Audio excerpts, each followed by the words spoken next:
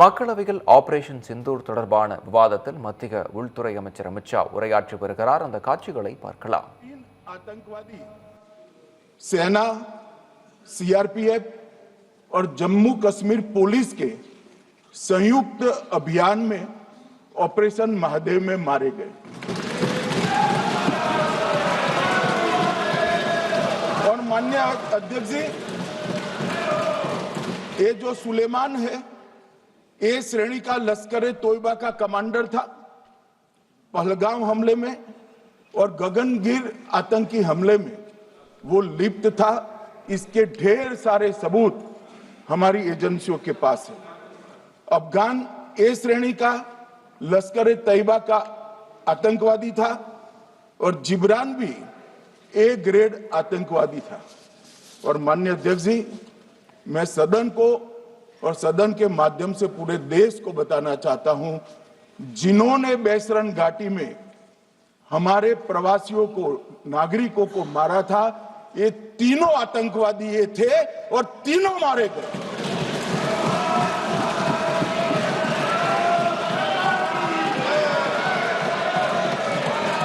और मान्यवर, मैं आज इस सदन के माध्यम से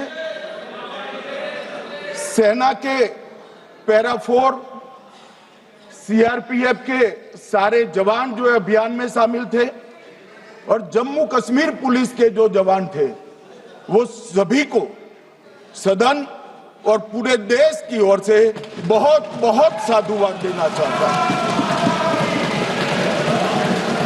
माननीय अध्यक्ष जी, मैं इस ऑपरेशन महादेव के बारे में थोड़ा डिटेल में बताना चाहूंगा।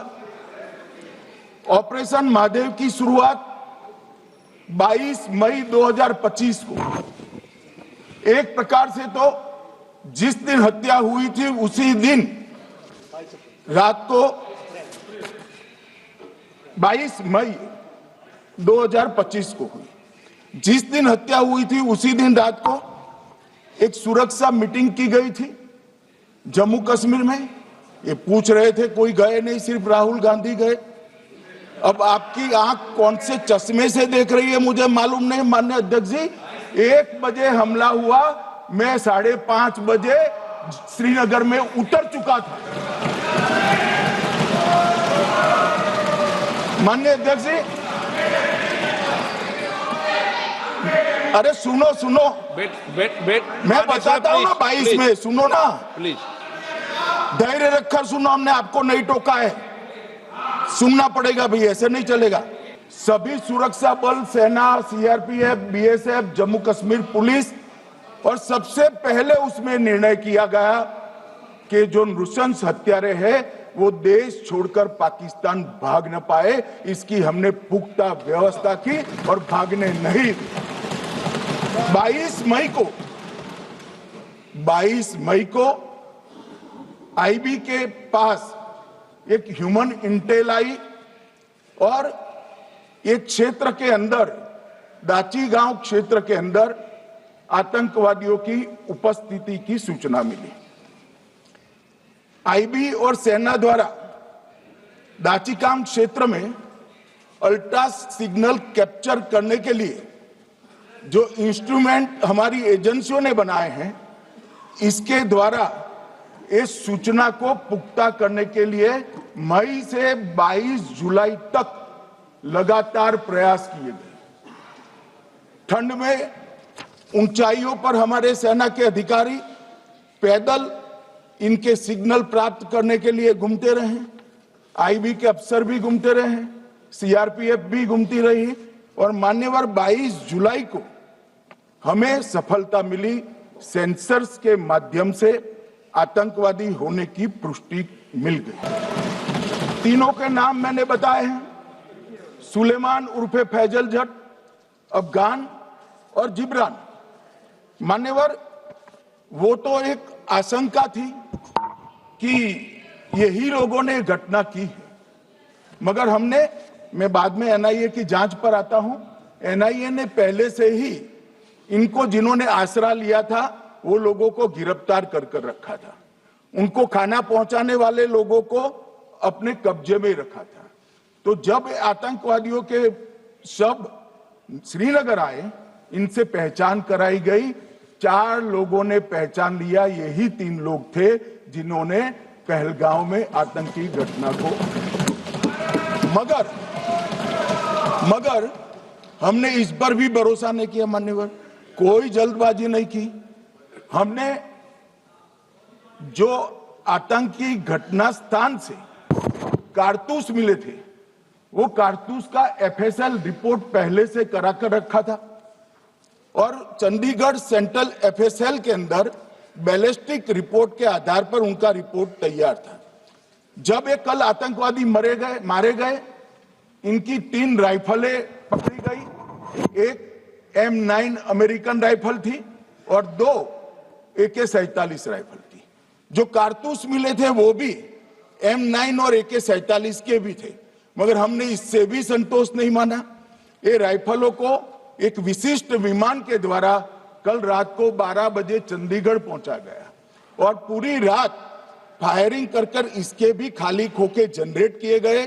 2 खोखों का मिलान किया गया, राइफल की नाली और निकले हुए खोखों का भी मिलान हो गया।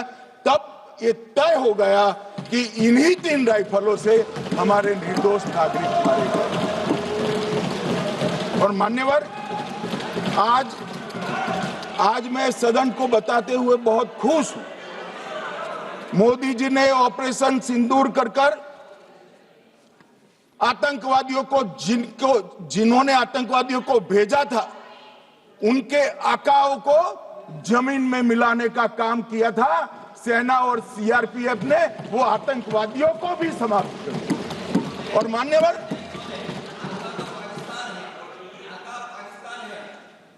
कौन पाकिस्तान से आपकी बात होती है क्या? अरे बैठ जाओ भाई।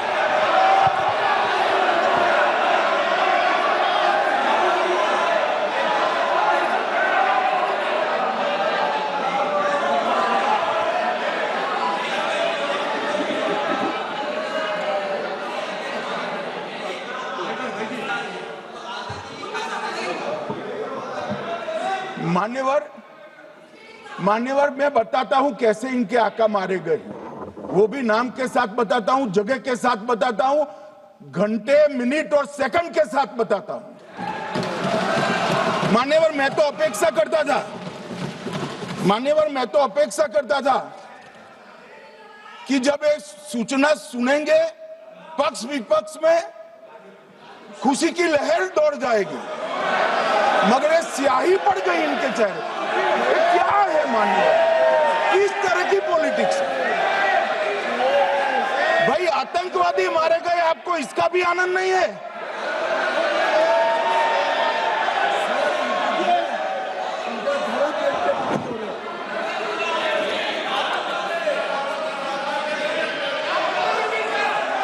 अखिलेश जी बैठ जाइए, मेरा पूरा जवाब सुनिए, आपका सब जवाब आ जाएगा।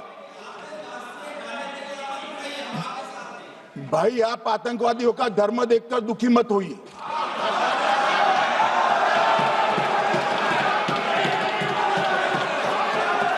अखिलेश बैठ जाइए यार।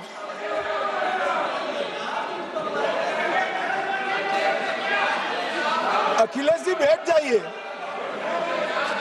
मान्यवर, किसी को संशय रखने की जरूरत नहीं है। बैलिस्टिक रिपोर्ट मेरे पास है, मेरे हाथ में है और 6 वैज्ञानिकों ने इसको क्रॉस चेक किया है। सुबह 4:46 पर फोन पर मुझे 6 ने वीडियो फोन पर कहा है कि 100% वही गोलियां हैं जो वहां चलाई। मान्यवर, ये हमारे देश की सेना, सीआरपीएफ और जम्मू कश्मीर पुलिस, ये तीनों का एक साझा बहुत बड़ा कामयाबी है, जिस पर 140 करोड़ को नाज होना चाहिए, देश की जनता को नाज। मान्यवर, मैं तो गया था वहां पर, जब ये घटना हुई दूसरे दिन इनके परिजनों को मिला था। 6 दिन की शादी वाली बच्ची विधवा होकर मेरे सामने खड़ी थी। आज तक मैं वो दृश्य नहीं भूल सकता। मगर आज सारे परिजनों को मैं कहना चाहता हूं कि मोदी जी ने ऑपरेशन सिंदूर से भेजने वालों को भी मारा और हमारे सुरक्षा बलों ने जिनको भेजा था उनको भी मारा और एक ऐसा सबक सिखाया है कि आने वाले कई दिनों तक कोई ऐसी हिम्मत नहीं कर पाएगा। मान्यवर, मैं थोड़ा एनआईए की जांच के बारे में भी बताना चाहूंगा। मान्यवर, जिस दिन लश्कर-ए-तोयबा ने और इसके आउटफिट TRF ने इसकी जिम्मेदारी ली, उसी दिन हमने तय कर लिया था कि ये जांच एनआईए को सौंप दी जाएगी। अब मैं जांच का पूरा ब्यौरा बताना चाहता हूं। मान्यवर, ये हमले में 3 पाकिस्तानी आतंकवादी थे।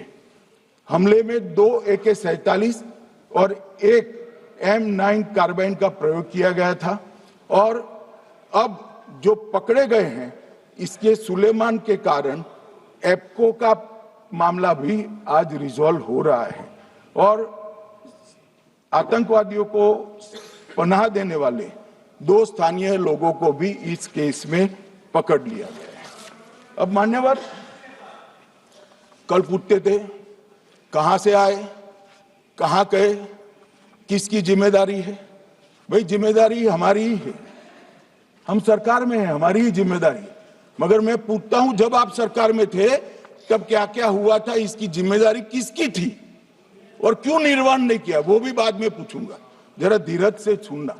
मगर मान्यवर, मुझे एक बड़ा दुख हुआ। कल इस देश के पूर्व गृह मंत्री चिदंबरम जी ने सवाल उठाया कि क्या प्रूफ है कि ये आतंकवादी पाकिस्तान से आए,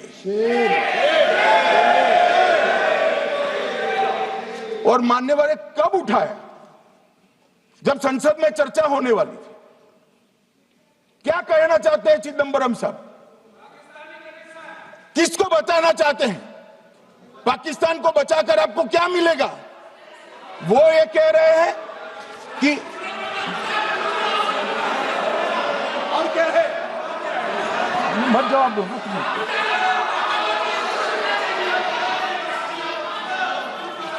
मान्यवर, हमारे पास, मैं आज चिदंबरम साहब को कहना चाहता हूं, मैं आज चिदंबरम साहब को आपके माध्यम से कहना चाहता हूं, हमारे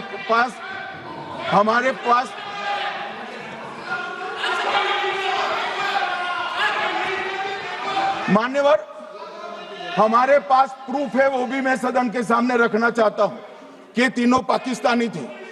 3 में से 2 के पाकिस्तान के वोटर नंबर भी आज हमारे पास उपलब्ध है। मान्यवर, ये राइफलें हैं, ये राइफलें भी हमारे पास उपलब्ध है। इनके पास से जो चॉकलेटें मिली हैं, वो चॉकलेटें ढोक में से मिली, वो भी पाकिस्तान की बनाई हुई चॉकलेट है। मान्यवर, ये कहते हैं कि पाकिस्तानी नहीं थे, इसका मतलब पूरी दुनिया के सामने इस देश का एक पूर्व गृह मंत्री पाकिस्तान को क्लीन चिट दे रहा है।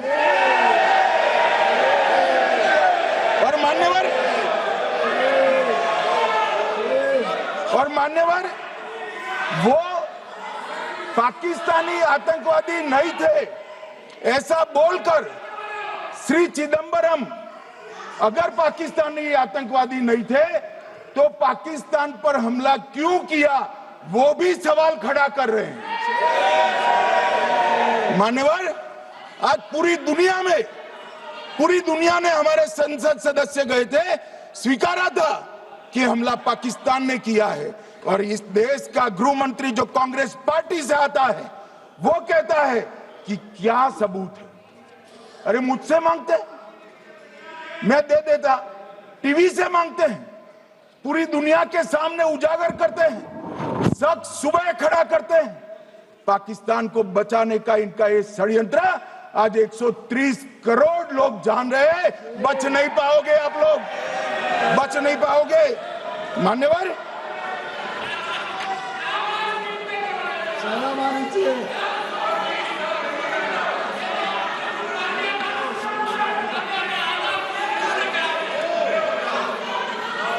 मान्यवर,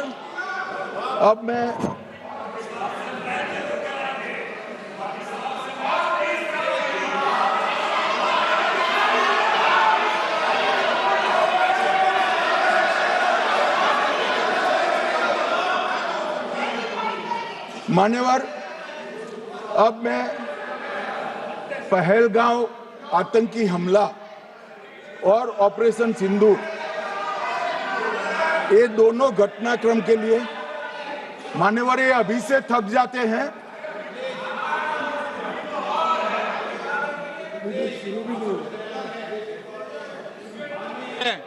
प्लीज रेडी।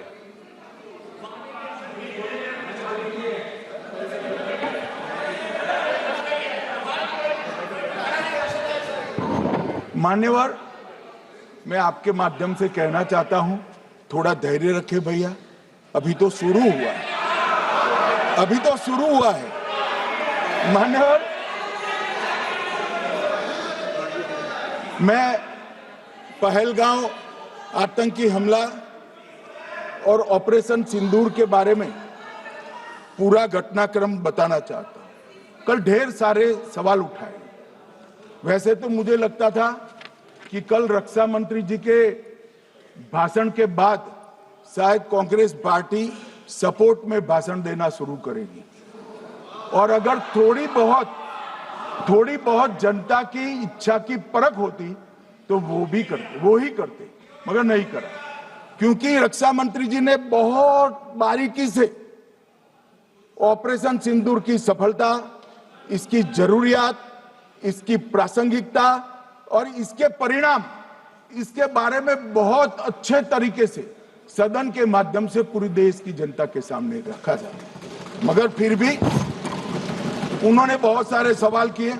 अब सवाल किए हैं तो मुझे जवाब देना भी पड़ेगा, उनको सुनना भी पड़ेगा। मान्यवर, मैं पूरा घटनाक्रम बताना चाहता हूं। मान्यवर, 22 अप्रैल को पहलगांव में आतंकवादी हमला हुआ। इसमें 26 लोग मारे गए, 25 भारतीय और 1 नेपाली नागरिक। हमने उसी वक्त मैं श्रीनगर जाने के लिए निकल गया। रात को ही सुरक्षा बलों की मीटिंग कर ये भाग न पाए इसकी व्यवस्था की। माननीय मोदी जी ने 23 और 30 अप्रैल को सीसीएस की मीटिंग चेयर की। ये कह रहे हैं, मैं आज बताना चाहता हूं कि सीसीएस की 23 अप्रैल की मीटिंग में क्या हुआ। सबसे पहला कांग्रेस पार्टी का ब्लंडर था सिंधु जल संधि, इसको स्थगित करने का काम नरेंद्र मोदी जी ने किया। हमने अटारी के माध्यम से एकीकृत जांच चौकी जो चलती थी उसको बंद कर दिया। पाकिस्तानी नागरिकों के सार्क वीजा को सस्पेंड कर सभी को वापस पाकिस्तान भेजने का काम किया। पाकिस्तान स्थित उच्चायोग ने रक्षा, सैन्य, नौसेना के सलाहकारों को अवांछनीय व्यक्ति घोषित किया, संख्या को 55 से घटाकर 30 किया और सीसीएस ने ये संकल्प लिया कि जहां पर भी ये आतंकवादी छुपे हैं उनको और उनकी ट्रेनिंग करने वाले अड्डों को सेना, पुलिस, सीआरपीएफ, बीएसएफ उचित जवाब देगी। मान्यवर, जिस तारीख को ये हुआ उसी दिन ये निर्णय हो चुका। मान्यवर, इसके बाद में कल गोगाई जी कहते थे मोदी जी 24 को पहलगाम जाने की जगह बिहार गए। सुनो यार। मान्यवर, मोदी जी जब ये पहलगाम घटना हुई यहां नहीं थे, विदेश में थे। आने के बाद तुरंत सीसीएस बैठक की और मोदी जी जिस दिन बिहार गए उस दिन पहलगाम में कुछ नहीं, कोई नहीं था, सिर्फ राहुल गांधी थे। सारे लोग चले गए थे, सारे लोग वहां से अपने अपने ठिकाने पर चले गए थे। मगर इन्होंने एक बात कही, उस पर मेरी आपत्ति है मान्यवर। उन्होंने कहा 24 अप्रैल को चुनावी भाषण किया।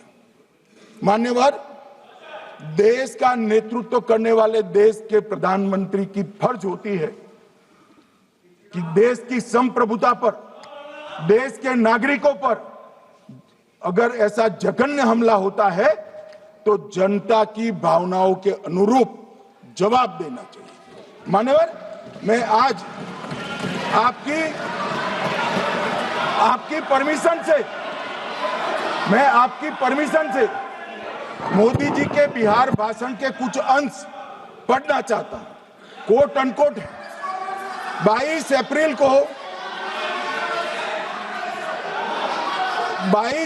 को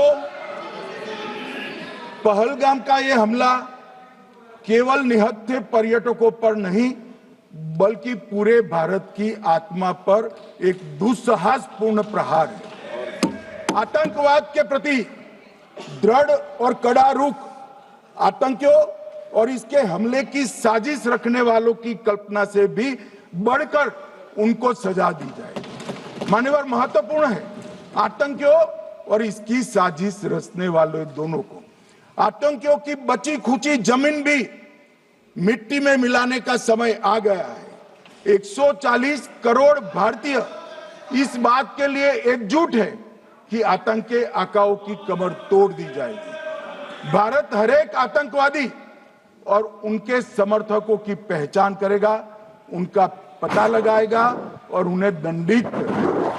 आतंकवाद कभी भी भारत की आत्मा नहीं तोड़ पाएगा। न्याय सुनिश्चित करने का मैं हर संभव प्रयास करूंगा। अनकोट। अब इसमें किसी को चुनावी भाषण दिखाई पड़ता है तो उसकी समझ शक्ति पर बहुत सारे सवालिया निशान लग जाते हैं। ये चुनावी भाषण नहीं है। आतंकवाद के खिलाफ लड़ने का 140 करोड़ भारतीयों का प्रतिघोष है जो मोदी जी ने वहां दिया। इनको चुनावी भाषण दिखाई पड़ता है। जैसे चश्मे होते हैं ऐसी ही दृष्टि होती है। मान्यवर, इसके बाद 30 अप्रैल को, और इस पर भी गर्व नहीं कर सकते आप, इस पर भी गर्व नहीं कर सकते।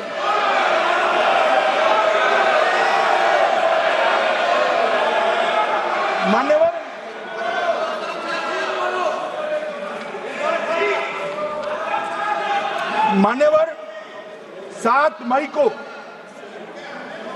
1:26 पर 22 मिनट पर ये हमारा काम समाप्त हो गया। हमारे डीजीएमओ ने उनके डीजीएमओ को बता दिया कि भाई हमने आतंकवादी हमलों पर स्थानों पर सिर्फ हमला किया है, इनके हेडक्वार्टर पर हमला किया है, जो हमारा आत्मरक्षा का अधिकार है। पूरी दुनिया इसको एक्नॉलेज करती है। ऐसा नहीं हो सकता है मनमोहन सिंह के समय की तरह कि वो आकर मारेंगे और हम चुपचाप बैठे रहेंगे और जाकर चर्चा करेंगे। नरेंद्र मोदी सरकार, ऐसा नहीं हो सकता। डोजियर भेजते रहेंगे। मान्यवर, उरी में हमला हुआ, हमने सर्जिकल स्ट्राइक किया। पहलगाम में हमला हुआ, एयर स्ट्राइक करा, और अरे पुलवामा में हुआ, एयर स्ट्राइक करा, और पहलगाम में हमला किया। 100 किलोमीटर अंदर जाकर 9 अड्डों और 100 से ज्यादा आतंकवादी को समाप्त। मान्यवर, अब देखिए, हमने तो हमला किया था पाकिस्तान स्थित टेररिस्ट ठिकानों पर। अब पाकिस्तान से गलती हो गई। टेररिस्ट ठिकानों पर जो हमला किया था उसको वो अपने पर का हमला मान बैठे, और पाकिस्तान को मालूम नहीं पड़ा कि ये पूरी दुनिया देखेगी। सेना के आला अफसर उनके नमाजे जनाजा में उपस्थित हुए, उनके जनाजे को कंधा दिया, और ये सारे आतंकवादियों के जनाजे के जुलूस के अंदर पाकिस्तानी सेना, इनके अफसर, आईएसआई के अफसर, वहां की पुलिस के अफसर अश्रुभीनी आंख के साथ जुड़े थे। और मान्यवर, ये सिंदूर ने पाकिस्तान को पूरी दुनिया में एक्सपोज कर दिया कि पाकिस्तान के अंदर टेररिज्म स्टेट स्पॉन्सर टेररिज्म है। ये पूरी तरह से मान्यवर पूरी तरह से एक्सपोज हो गया। 8 एयरबेस इतने सटीक तरीके से तोड़े गए, पाकिस्तान की पूरी एयर डिफेंस सिस्टम धरी की धरी रहेगी, कुछ नहीं कर पाई। नूर खान चकलाला एयरबेस तोड़ दिया गया, मुरीद तोड़ दिया गया, सुगुर्दा तोड़ दिया गया, रफीकी तोड़ दिया गया, रहीम यार खान तोड़ दिया गया, जकोबाबाद तोड़ दिया गया, सुक्कुर और भोलारी भी तोड़ दिया। और सुक्कुर, लाहौर, अरिफवाला, चुनेन, जकोकाबाद और नया चोर, ये 6 रडार सिस्टम भी उनके पूरी तरह से ध्वस्त कर दिए। 2 surface to air guided weapon Lahore और ओकारा में इनका जखीरा भी समाप्त कर दिया गया। और मान्यवर ये हर चीज में पॉलिटिक्स करते, हर चीज में। जब उन्होंने हमारे रिहायशी इलाकों पर हमला किया, फिर भी हमने इनके रिहायशी इलाकों पर हमला नहीं किया, सिर्फ इनके एयरबेस और एयर डिफेंस सिस्टम को निशाना बनाया और उनकी आक्रमण करने की क्षमता को पंगु कर रख दिया। हमारी पूरी सेना, पूरी वायुसेना, पूरी नौसेना अक्षुण्ण थी और उनकी हमला करने की क्षमता को हमने छिन्न विछिन्न कर दिया। पाकिस्तान के पास शरण में आने के अलावा और कोई चारा ही नहीं था। इसलिए मान्यवर, इसलिए 10 मई को डीजीएमओ ने, पाकिस्तान के डीजीएमओ ने भारत के डीजीएमओ को फोन किया और 5 बजे हमने इस संघर्ष को विराम किया। अब मान्यवर,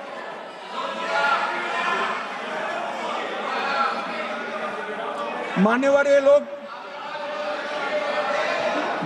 लोग कल सवाल उठा रहे थे कि इतनी अच्छी पोजीशन में थे, आपने युद्ध क्यों नहीं किया? युद्ध के कई परिणाम होते हैं मान्यवर, करना न करना वो सोचकर करना पड़ता है।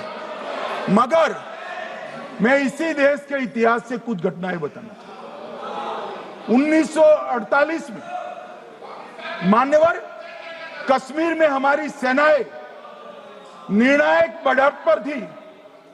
सरदार पटेल ना बोलते रहे, जवाहरलाल नेहरू जी ने एक तरफा युद्ध विराम कर दिया। और मान्यवर, मैं बड़ी जिम्मेदारी के साथ कहता हूं, मैं इतिहास का विद्यार्थी हूं। पाक ऑक्यूपाई कश्मीर का अगर अस्तित्व है तो जवाहरलाल नेहरू जी की ये युद्ध विराम के कारण है। इसका जिम्मेदार जवाहरलाल नेहरू है। मान्यवर, भारत के नेतृत्व को मूर्ख बनाए। अब जो शब्द है, मैं आप कोट अनकोट है, इसमें मेरा कुछ नहीं है, ये लोग गुस्सा न हो सकते।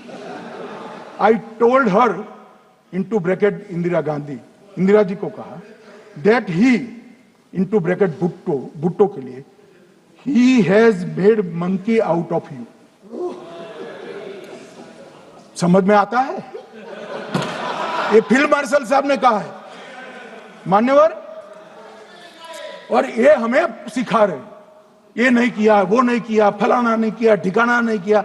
अरे भाई, आप तो पाकिस्तान को क्लीन चिट दे रहे हो कि पाकिस्तान ने हमला ही नहीं किया है। क्या अधिकार है आपको पूछने का? कोई अधिकार नहीं है। साहब देखिए क्या होता है। मैंने कहा पाकिस्तान को क्लीन चिट दे रहे हो, तो कनी मोदी जी कह रही है कि नहीं, हम नहीं दे रहे हैं। कनी मोदी जी, माननीय अध्यक्ष जी, आपके माध्यम से मैं कनी मोदी को बताना चाहता हूं, माननीय सदस्य जी को, कि वो कह रही है हमने नहीं दिया, मगर जिसके साथ बैठते हो उसका दोस्त तो आपके सर पर आएगा ना। चिदंबरम जी कर रहे हैं, आपके राज्य से है, कांग्रेस के प्रमुख नेता है। देश के पूर्व गृह मंत्री कह रहे हैं कि पाकिस्तान ने आतंकवादी नहीं भेजे थे। क्या क्लीन चिट देना चाहते? किसी को अधिकार नहीं है साहब यहां आतंकवाद पर बोलने का, किसी को अधिकार नहीं। मान्यवर, मैं अब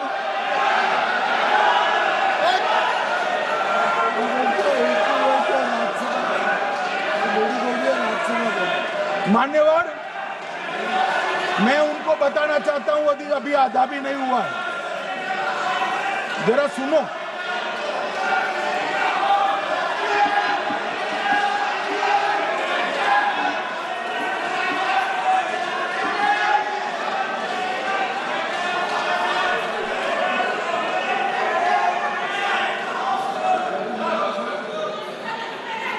मान्यवर,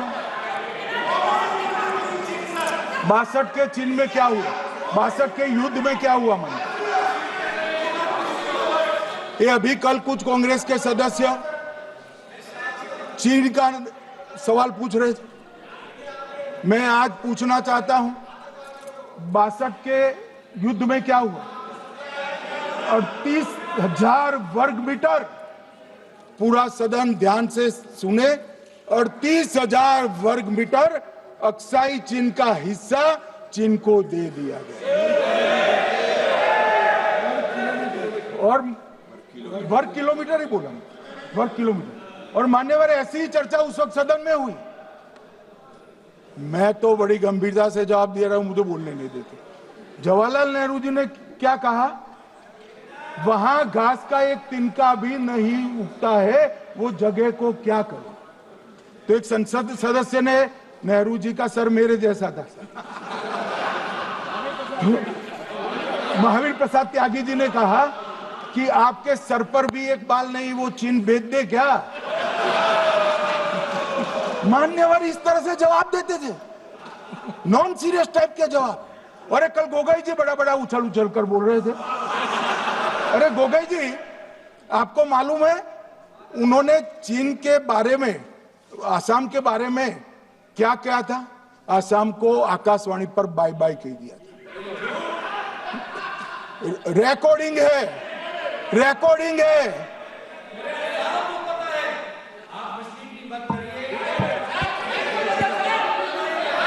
मान्यवर, मैं भी सहमत हूं, मैं भी सहमत हूं, पूरे आसाम को पता है। मान्यवर,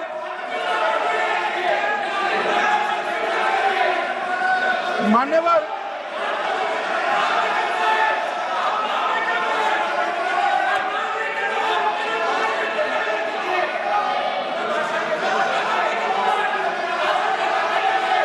मान्यवर, मुझे मालूम है पूरे आसाम को पता है, इसीलिए तो वो विरोध पक्ष में बैठे हैं वहां पर आसाम में, पूरे आसाम को पता है।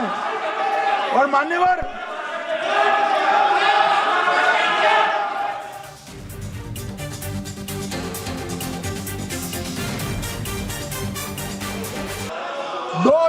में 2004 में अटल जी की सरकार गई, मनमोहन सिंह सोनिया गांधी की सरकार आई। आते ही पहला काम क्या किया मान्यवर? पहली ही कैबिनेट में कोटा कानून को रद्द कर दिया। मैं फिर से पूछता हूं, किसके फायदे के लिए कांग्रेस पार्टी ने कोटा कानून रद्द किया? जवाब दीजिए जरा यहां पर। और मान्यवर, इसके बाद क्या हुआ? 2004 के दिसंबर में कोटा कानून रद्द हुआ।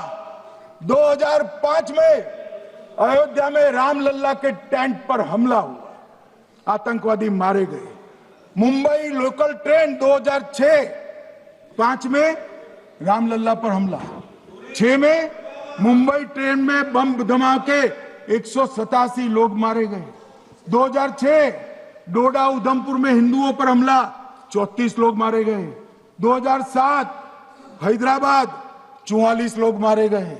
2007 यूपी लखनऊ वाराणसी 13 लोग मारे गए।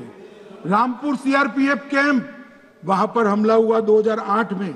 2008 में श्रीनगर के आर्मी के काफिले पर हमला हुआ, 10 सुरक्षा बल मारे गए।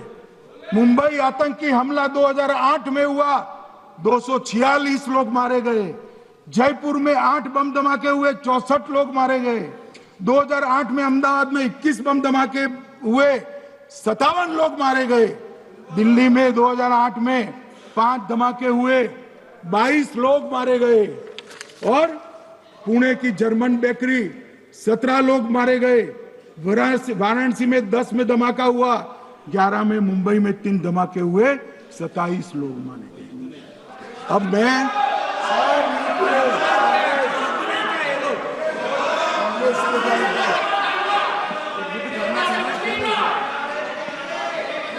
मान्यवर आतंकवाद के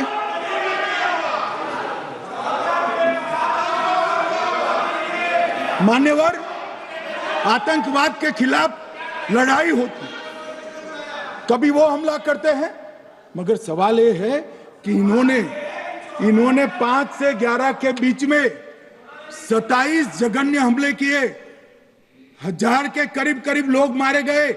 आपने क्या किया? क्या किया आपने? जवाब दीजिए, क्या किया?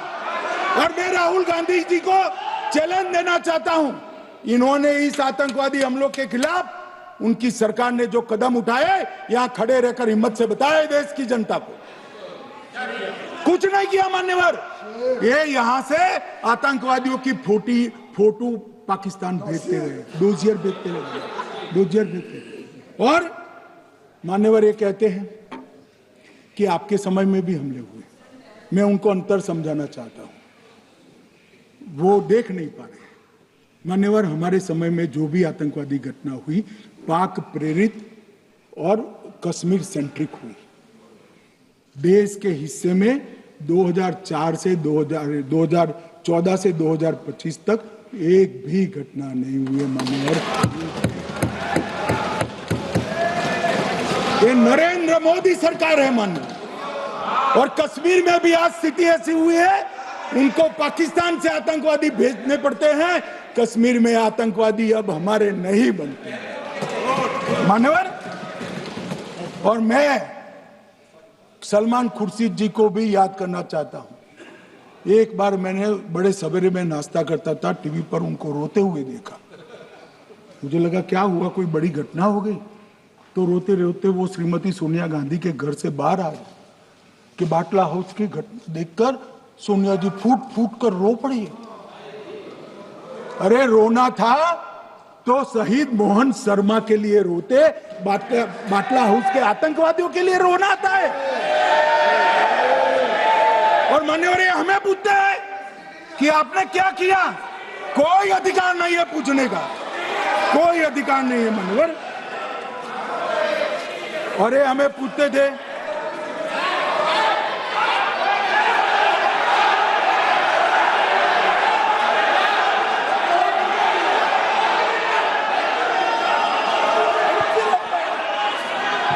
मान्यवर, अभी 25% बाकी।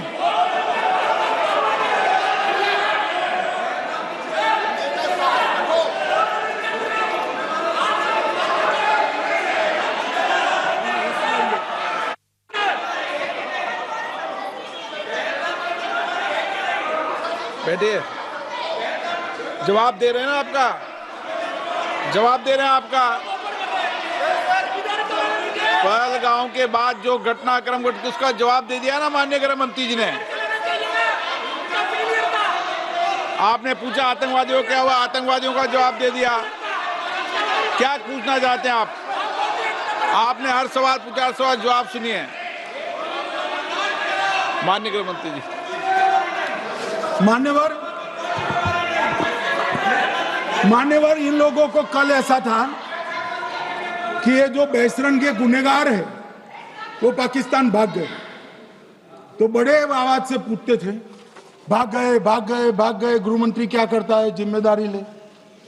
हमारी तो सेना ने ठोक दिया, सीआरपीएफ ने ठोक दिया मान्यवर।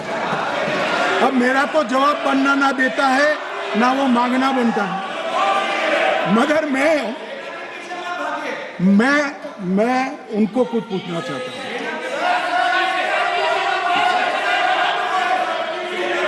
मान्यवर,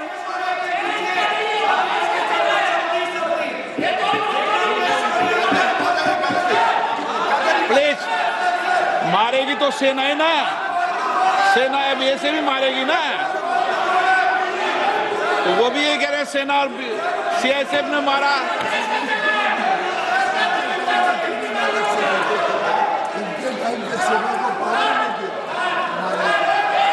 मान्यवर ये कहते हैं, साहब इसको बिठाओ जरा।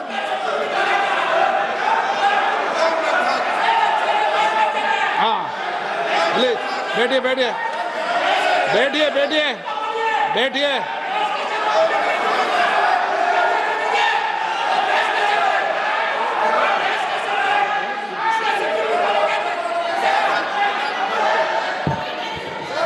सबको मान्यवर ये लोग मुद्दा उठाना चाहते हैं तो जरूर उठाए। मैं आज सुबह ही सलमान खुर्शीद जी का वो इंटरव्यू मेरे मोबाइल में रिजर्व कर आया हूं। आप जब भी कहोगे ये पूरे टीवी पर बताने के लिए मैं तैयार सेव कर आया हूं। इनकी इच्छा है तो कल एक समय तय करिए, यहां बता दीजिए चारों टीवी में, और देश की जनता भी देख ले।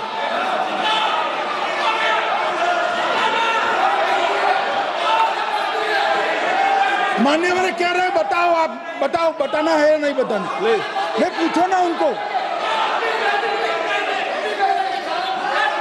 प्लीज प्लीज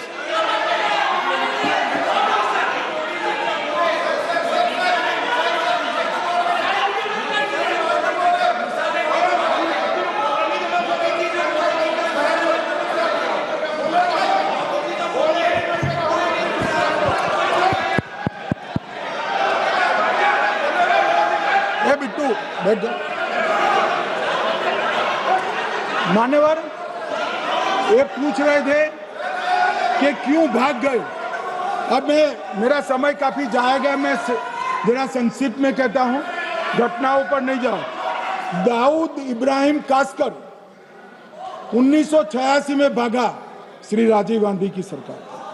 सैयद सलाउद्दीन 93 में भागा, कांग्रेस की सरकार। टाइगर मेमन 93 में भागा, कांग्रेस की सरकार। अनीस इब्राहिम कास्कर 93 में भागा, इनकी सरकार। रियाज भटकल 2007 में भागा, इनकी सरकार। इकबाल भटकर 2010 में भागा, इनकी सरकार। मिर्जा सादाब बेग 2009 में भागा, इनकी सरकार। अब मान्यवर मेरा तो जवाब मांग लिया, हमारे सुरक्षा बलों ने मेरा जवाब भी दे दिया, अब राहुल गांधी इसका जवाब दे।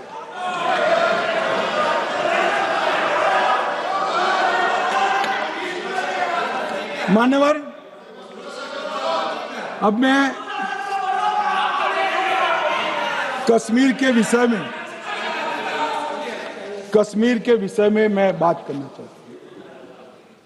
कल कहते थे कि गृह मंत्री ने भाषण किया था कि 370 की कलम जाएगी तो आतंकवाद कम हो जाएगा। क्या हुआ? मान्यवर मेरा हिसाब देना बनता है। हम भारतीय जनता पार्टी के कार्यकर्ता हैं, ये नरेंद्र मोदी जी की सरकार है, हम जवाबदेह होते हैं जनता के प्रति, संसद के प्रति और देश के हितों के प्रति। मैं आज देश की जनता के सामने 2004 से 14 और 2015 से 25 10-10 साल का लेखा जोखा रखना चाहता हूं। 2004 से 14 में अखंड सोनिया मनमोहन की सरकार थी 10 साल की, और 15 से 25 अखंड रूप से नरेंद्र मोदी जी की सरकार। कश्मीर में टेरर इंसिडेंट 7,217 हुए थे 2004 से 14 में। 70% की कमी के साथ 2150 हो गए 1525। नागरिकों की मृत्यु 2004 से 14 में 1770 हुई, 2015 से 25 में कम होकर 357 हो गई, 80%। सिक्योरिटी फोर्सेस की मृत्यु 1060 हो गई उस वक्त, और हमारे समय में 542 हुई, और टेररिस्टों की मृत्यु में 123% की वृद्धि हुई। क्या हमें पूछ रहे हैं क्या हुआ? आंकड़े से भाग नहीं सकते भाई, आंकड़े से भाग नहीं सकते। और अब मैं कहता हूं कि धारा 370 ने कश्मीर में आतंकवादी इकोसिस्टम को नष्ट कर दिया है, जिस धारा 370 को आपने इतने साल तक बचा कर। हमने जीरो टेरर प्लान बनाया है, एरिया डोमिनेशन प्लान बनाया है, मल्टी लेवल डिप्लॉयमेंट किया है, सुरक्षा जेलें बनाई हैं, 98% ट्रायल अब वीडियो पर हो रहे हैं। हमने संचार साधन बसाए हैं और 702 फोन विक्रेता जेल में डाले, 2667 सिम कार्ड बन गए। हमने एक जमाना था साहब, 10-10 हजार लोगों के जनाजे निकलते थे। पूरे देश ने घटनाएं देखी होगी, बुरहान वानी मर गए, फला मर गए, ढिका मर गए, 10-10 हजार। अब जो मारा जाता है उसको वही दफना दिया जाता है। किसी भी आतंकवादी को उसका महिमा मंडन करने के लिए जनाजे की इजाजत नरेंद्र मोदी के शासन में नहीं। मान्यवर, आतंकवादियों के सगे वाले और समर्थक चुन चुन कर हमने नौकरियों से निकाले, पासपोर्ट रद्द कर दिए हैं, गवर्नमेंट कॉन्ट्रैक्ट रद्द कर दिए हैं, 75 से ज्यादा आतंकी समर्थकों को कोर्ट से ऑर्डर लेकर सरकार से बर्खास्त कर दिया गया है। बार काउंसिल उनके समर्थकों से भरी थी, सस्पेंड कर नया लोकप्रिय चुनाव हमने कराया है। मान्यवर, कई संगठन बैन करे, मैं बाद में बताता हूं। विशेष यूएपीए अदालतें बनाई हैं, लगभग मार्च 22 से 25 के बीच में यूएपीए के 2267 मामले हमने जब्त किए हैं, दर्ज किए हैं, 374 कुर्की की है। और परिणाम क्या है मान्यवर, ये पूछ रहे हैं परिणाम क्या है। शुतुरमुख वृत्ति से अगर मिट्टी में सर रखकर बैठोगे तो कुछ नहीं, सूर्य भी नहीं दिखेगा। मान्यवर, परिणाम आया है। पहले ऑर्गेनाइज्ड टाउन पेल्टिंग साल की 2654 होती थी एवरेज इनकेस में। कितनी मान्यवर? 2654 पथराव होते हैं, 2024 में 0 हो गए। मान्यवर, ऑर्गेनाइज हड़ताल पाकिस्तान से ऐलान करते थे, घाटी बंद रहती थी। पाकिस्तान की भी हिम्मत नहीं है, घाटी में भी हिम्मत नहीं है। इनके समय में साल में 132 दिन घाटी बंद रहती थी, अब ऑर्गेनाइज हड़ताल 3 साल से 0 है। मान्यवर, टाउन पेल्टिंग में नागरिकों की मृत्यु हर साल 112 होती थी, 3 साल से नागरिकों की मृत्यु 0 है। मान्यवर, जख्मी होते थे 6235 लोग टाउन पेल्टिंग में, आज 0। मान्यवर, आज मैं बताता हूं, एक समय में हुर्रियत के नेताओं को यहां वीआईपी ट्रीटमेंट मिलती, हुर्रियत के साथ चर्चा करते थे और ये हुर्रियत वाले आते थे, रेड कारपेट पूरा रोड खाली कर सीधा आता था और मनमोहन सरकार के दूत इनके साथ चर्चा करते थे। सारे हुर्रियत के कंपोनेंट हमने बैन कर दिए हैं, सारे जेल की सलाखों के पीछे। हम कोई हुर्रियत से बात करना नहीं चाहते। मैं सदन में नरेंद्र मोदी जी की नीति दोहराना चाहता हूं। हुर्रियत टेररिस्ट संगठनों के आउटफिट है, हम इनसे बात नहीं करेंगे। हम अगर किसी से बात करेंगे तो घाटी के युवाओं के साथ बात करेंगे, हुर्रियत के साथ बात। मान्यवर, चुनावों के दौरान डर का माहौल होता था, अब 98.3% मतदान हुआ पंचायत चुनाव।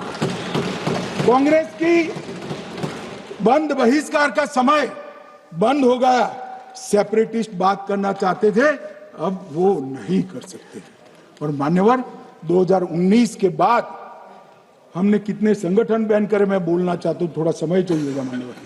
The TRF, People's anti fascist front, Tehreek ul Mujahideen, Jamatul Mujahideen Bangladesh Hindustan, Jammu Kashmir Ghaznavi force, Khalistan tiger force, Hizb ut Tahrir, जमाते इस्लामी, जो जमाते इस्लामी ने पूरे पाकिस्तान के अंदर एक प्रकार से अलगाववाद का जहर घोला, वो जमाते इस्लामी आज बंद कर दिया गया। Jammu Kashmir liberation front, Jammu Kashmir democratic freedom party, Muslim league Jammu Kashmir, Tehreek Hurriyat, Muslim conference सुमजी गुट, Jammu Kashmir national front, Jammu Kashmir people's freedom league, Jammu Kashmir people's league, Jammu Kashmir Ittehadul Musalman Awami action committee, Sikh for justice और पॉपुलर फ्रंट ऑफ इंडिया को भी हमने बैन किया।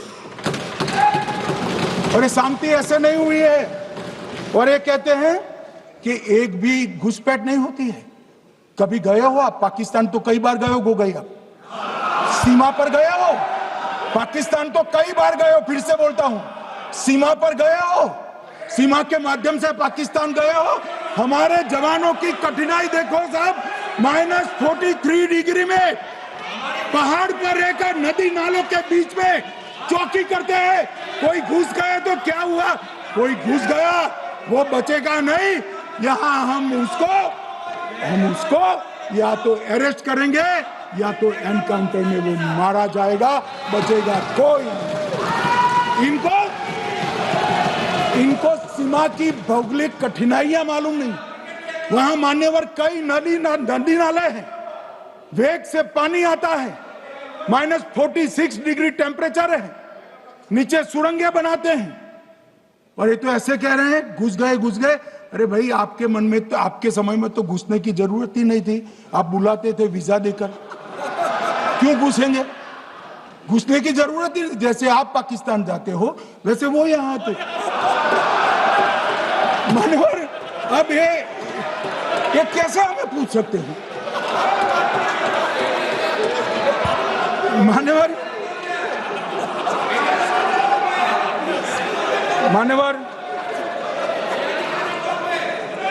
मैं समझ रहा हूं मान्यवर, मैं समझ रहा हूं पोटा का विरोध करने वाले को नरेंद्र मोदी की आतंकवादी विरोधी नीति नहीं पसंद आई। मैं समझ रहा हूं पोटा रद्द करने वाले को नरेंद्र मोदी जी की एंटी टेरर नीति पसंद नहीं आई। मैं समझ रहा हूं टेररिस्टों का बचाव कर वोट बैंक बनाने वालों को एक कोई नीति पसंद नहीं आएगी। मानवर, इसका विरोधी होना है। परंतु मैं आज एक बात यहाँ सदन के सामने आपके माध्यम से सदन को और दुनिया को बताना चाहता हूँ। मानवर, ये नरेंद्र मोदी सरकार है टेररिज्म के खिलाफ हमारी जीरो टॉलरेंस की नीति है, ऑफर है और हम विजयी हो। और मान्यवर, मैं फिर से अंत में ऑपरेशन महादेव में जुड़े हुए सेना, सीआरपीएफ और जम्मू कश्मीर पुलिस के सभी जवानों को 2 हाथ जोड़कर प्रणाम कर बहुत साधुवाद।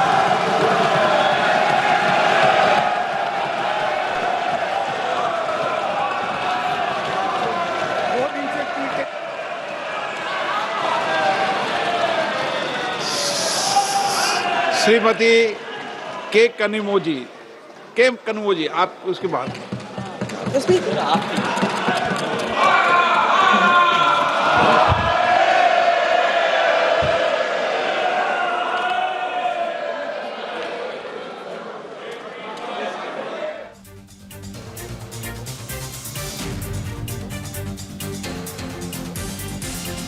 மக்களவையில் மத்திய உள்துறை அமைச்சர் அமித்ஷா உரையாற்றிய இந்த காட்சிகளை பார்த்தோம். அப்போது பகல்காம் தாக்குதலில் ஈடுபட்ட 3 தீவிரவாதிகள் ஆபரேஷன் மகாதேவ் மூலம் அழிக்கப்பட்டனர் என்று குறிப்பிட்டிருந்தார்.